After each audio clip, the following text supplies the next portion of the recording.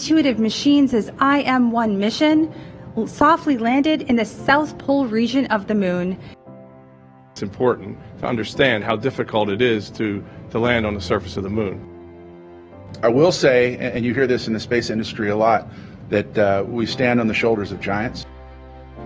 To look at the moon every night now and know that we have new hardware there that we had a hand in building in our lifetime, something I couldn't say before. It really was a magical day. You have to be adaptable, you have to be innovative, and you have to persevere. I said, Tim, we're going to have to land without laser rangefinders, and his face got absolutely white because it was like a punch in the stomach that we were going to lose the mission. We did it, and it was worth it, and it was a whole idea of persevering through the challenges and never giving up. Never, ever give up until the last-ditch solution you could find, and then keep thinking about it if it didn't work. So just a testament to a great operations team. Cool, under pressure, real space cowboys, almost like Fred Hayes in Apollo 13, when we persevered right up until the last moments to get this soft touchdown like we wanted to.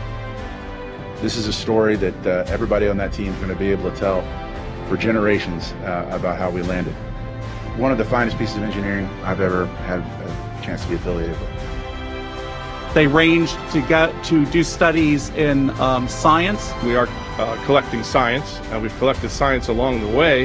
We believe in the data that I'm talking to you about today. Intuitive Machines' touchdown on the moon has provided the first real evidence this is possible to do. This is a gigantic accomplishment. They told me to smile before the press conference, and I can't help but smile anyway because we landed on the moon.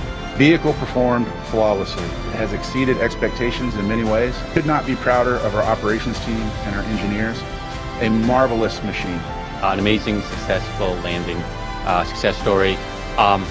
And by having a successful story like yesterday that happened, it allows us for setting up the next set of projects that we want to fly and demonstrate, right? The technology performed flawlessly. Better than expected performance. It was outstanding and it was reliable. And we'll be updating you over the coming days. We knew that was in the software, but we just did not have time to go fix that. And so now we'll get it and get the image in the orientation that we need. It's something we hope to get some imagery from over the next coming days and find out more. We're as eager to see those images as the public is. We're hopeful to get pictures. It would be great to get a picture, trying to get you surface photos, because I know that everyone's hungry for those surface photos. We will be taking an image, hopefully, this weekend from the Lunar Reconnaissance Orbiter, and hopefully we'll get a picture here this weekend and share it with you.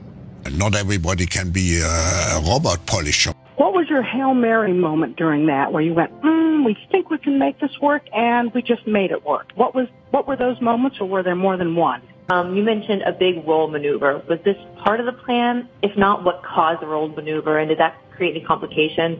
And then did you immediately know that you could go to the NDL system? Was this something you had planned on as a contingency, or did you kind of make this up on the fly and decide, work on it, in real time yesterday? Thanks.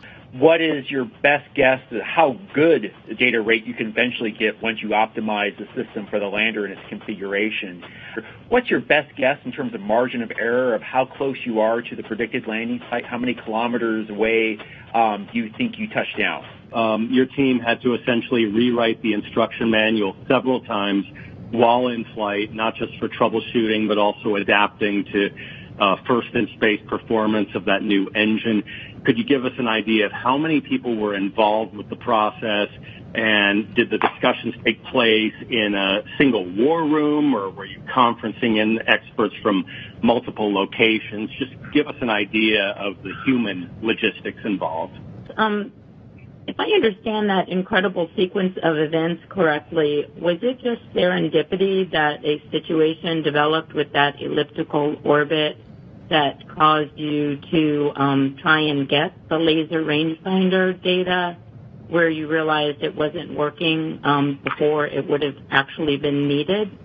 Will that become a highly recommended or required payload on future CLIPS missions? I know that you had talked before you launched about the challenges of communicating at the South Pole.